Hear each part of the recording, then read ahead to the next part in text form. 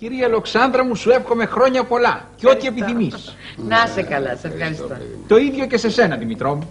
Ευχαριστώ. Προπαντός υγεία. Λοιπόν, αγαπητέ μου, θυμάμαι το Μακαρίτη, τον αδελφό του πατέρα μου, το Σύρο Βασιλάκη. Σου έχω μιλήσει νομίζω πολλές φορές γι' αυτό, ναι. Αυτός που σε εξαγόρασε από το σκλαβοπάζαρο, στοιχείο. Ναι. Λοιπόν, μου φαίνεται σαν να τον βλέπω μπροστά μου τώρα που μου έλεγε: Δημητρό, παιδί μου, το παν είναι η υγεία. Όλα τα άλλα είναι μηδενικά. Όταν έχεις την υγεία, έχεις το ένα. Όταν έχεις τα πλούτη, προσθέτεις και ένα μηδενικό και γίνεται 10. Όταν έχεις τη δόξα, προσθέτεις άλλο ένα μηδενικό και γίνεται 100.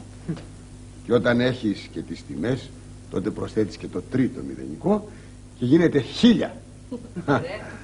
Όταν όμως σου λείψει το ένα, τότε σου μένουν μόνο τα μηδενικά. Σοφή ήταν η